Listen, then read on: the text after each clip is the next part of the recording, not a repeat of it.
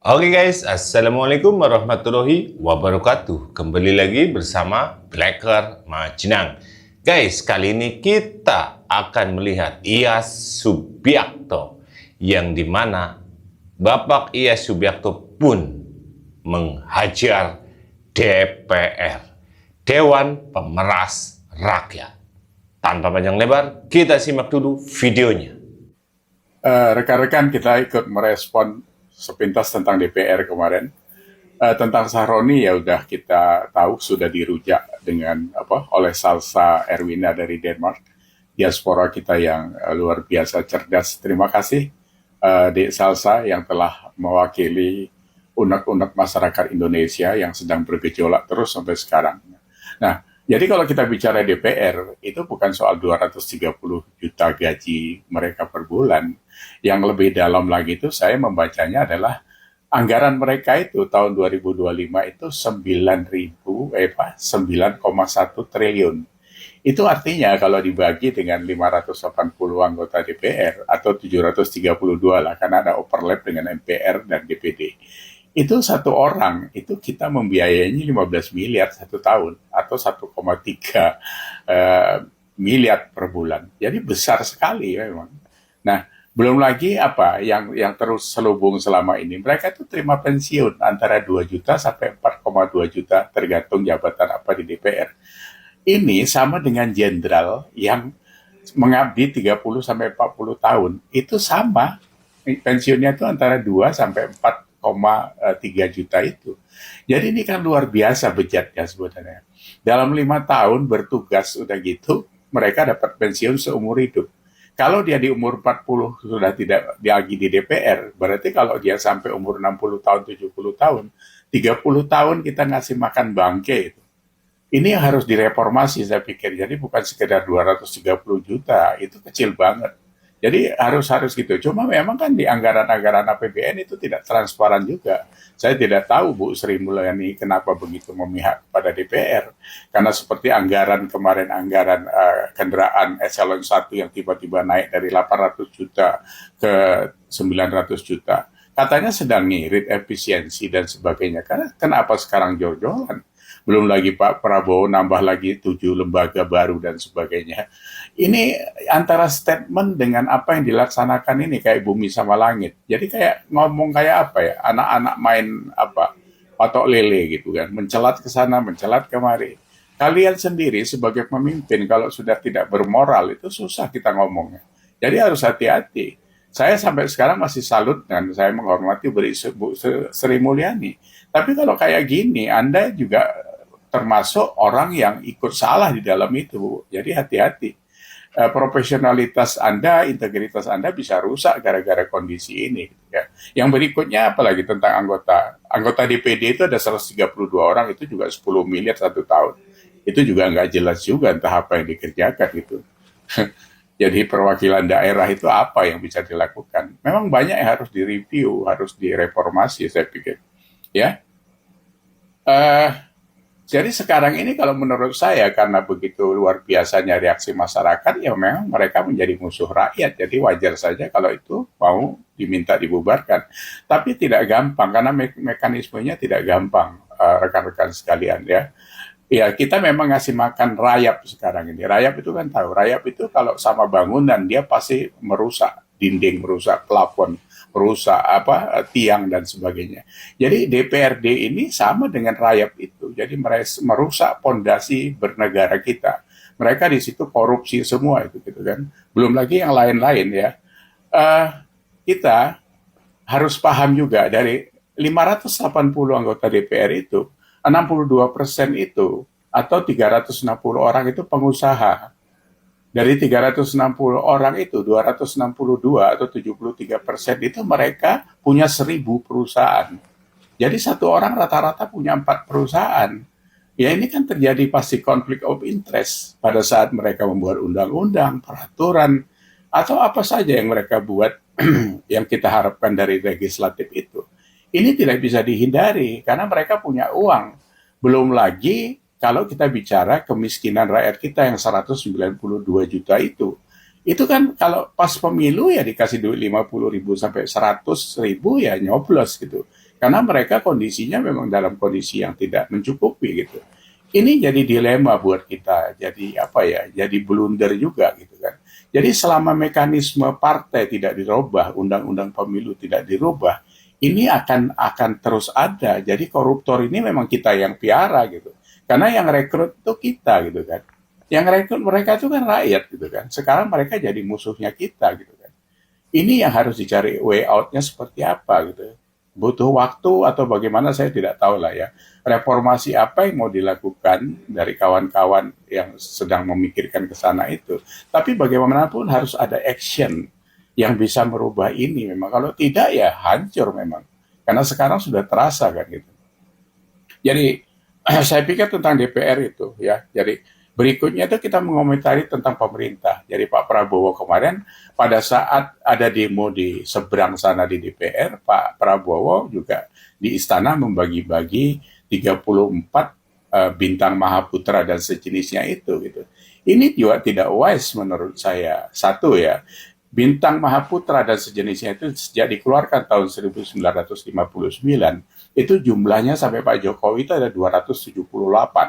Jadi satu tahun itu dikeluarkan itu cuma 3,2 buah saja. Kemarin Pak Prabowo sudah mengeluarkan 34 dalam kurun waktu 8 bulan gitu. Jadi diobral sedemikian murah. Itu kalau kita baca ya, nilai dari satu bintang kehormatan itu, orang itu harus betul-betul luar biasa mengkontribusi terhadap negara ini. Contohnya seperti Jenderal Sudirman, Hoshokro Aminoto, Natsir, dan sebagainya, pahlawan-pahlawan yang lain. Nah ini sekarang dibagikan sama AHY, Bahlil. Ini anak kemarin yang baru jabat jadi menteri beberapa bulan, udah gitu apa? Pak Hasim. Hasim ini aja Pak Prabowo, cuma ngurusin binatang langka. Masa dapat bintang Mahaputra atau sejenisnya itu. Terus Haji Isam. Haji Isam ini juga nongol baru sebagai pengusaha Kalimantan, ya memang gebrakannya luar biasa. Tapi siapa yang nggak tahu latar belakang dia kan gitu. Ada tambang dan sebagainya, isu macam-macam lah waktu itu kan.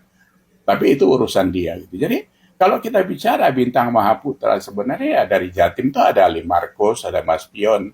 Kenapa tidak Sampurna yang dari tahun 1913, Gudang Garam, James Riyadi dan bapaknya, ya, Putra Sampurna dan sebagainya itu.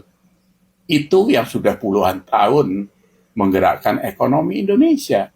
Karena mereka ini mengkontribusi besar terhadap pajak, terhadap tenaga kerja dan sebagainya.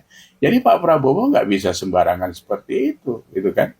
Nanti Bapak diketawain orang. Sekarang ini Pak, saya sedih sebagai pendukung Bapak yang sudah setengah hati juga gitu kan. Ini Bapak dimaki-maki orang di medsos ini Pak. Sudah begitu kasarnya mereka mengatakan apa kepada Presiden Republik Indonesia. Ini kan menurunkan harga diri Bapak, menurunkan image sebagai kepala negara yang dimaki-maki oleh rakyatnya. Ini kalau dibiarkan, ini tidak baik. Ini dipicu oleh perilaku Bapak sendiri. Karena Bapak nanti gebrak-gebrak meja tapi actionnya nggak ada, ya kan? Mau berantas korupsi, ngurusin koruptor gitu. Ya bayangin kemarin itu ada Burhanuddin Abdullah menerima bintang Adi Prana. Loh, wong koruptor, jelas koruptor, orang tahu semua, pernah dihukum 5 tahun. Masa Bapak tidak sensitif seperti itu? Apa? Yang jelas-jelas itu orang yang tidak ada, ya bangkainya rakyat kok dikasih bintang itu kan. Luar biasa Bapak ini gitu kan. Sensitif sedikit Pak Prabowo. Anda itu presiden loh. Bukan tukang bakso, Pak Prabowo itu. Masa kelasnya diturunkan sendiri? Belum lagi kemarin apalagi, pidato soal apa? Pidatonya yang baik-baik saja lah saya lihat itu. Pidato soal MBG, udah mengcover 21 juta anak yang makan MBG. Bapak tahu dapurnya aja nggak sampai 2.000? Nggak masuk hitungannya Pak. 21 juta itu Bapak dilaporin kosong saja. Ya, itu kalau sekarang di cover dengan 2.000 dapur, itu sama dengan satu dapur 11.000 porsi. Mungkin itu masuk di akal. Belum lagi yang keracunan tiap hari masih jalan. Ini kan kemarin NTT keluar lagi. Mana lagi? Banyak Pak. Jadi yang kayak gitu Bapak tetap aja harus check and recheck. Bapak harus punya staf khusus untuk membaca laporan itu. Karena saya lihat Bapak tidak pinter tentang angka memang. Jadi sembarangan jadinya seperti itu. Apalagi pidato Bapak yang terbaru. Soal menterinya kasihan karena nggak pernah istirahat. Bang lalu Bapak bilang juga kasihan menterinya belum dapat mobil.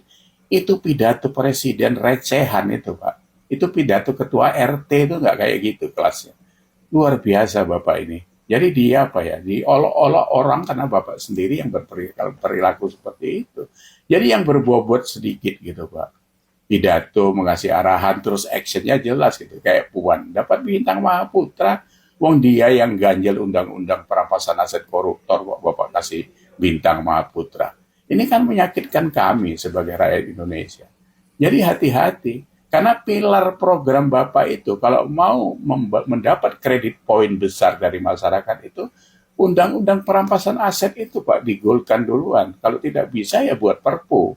Karena ini harus bisa ngerem koruptor ini gitu. Kalau mau membasmi itu butuh waktu. Nggak, tapi ngerem saja bisa 50% kan sudah luar biasa gitu. Ya, jadi apa?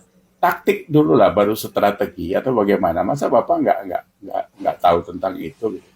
Ya, jadi kami ini sedang memperhatikan Bapak karena pilar dari pemimpin itu cuma 3 saja sebenarnya Pak. Jujur, pinter, berani. Bapak jujur, saya pertanyakan juga kejujuran Bapak karena dari pidato ke satu ke action yang lain itu tidak sinkron. Pinter, Bapak mungkin ya bisa iya bisa tidak gitu. Kalau berani mungkin Bapak berani karena bekas Kopassus gitu. Kalau pinternya ini tidak maksimal Bapak sebagai presiden ya memang gawat kita. Ngitung 21 juta MBG saja Bapak bisa salah, apalagi yang lain-lain. Jadi memang kami harus mewaspadai itu semua karena di pasar ini tambah kisruh semua Pak. Tiap hari itu ada persoalan-persoalan baru yang makan energi masyarakat ini. Ya, itu sampai diaspora dari Denmark dari mana-mana bersuara begitu lantang itu. Dia prihatin tentang negara ini. Masa Bapak menjadi presiden ke-8 kualitasnya jadi seperti ini Indonesia? Nauzubillah min zalik. Tapi ini masukan Pak Prabowo, Anda sebagai presiden, ingat loh, Bapak itu presiden, ya. Ya, begitu saja sementara. Terima kasih. Assalamualaikum. Kalau sudah seperti ini, bagaimana ya guys? Gimana menurut kalian guys tentang video ini?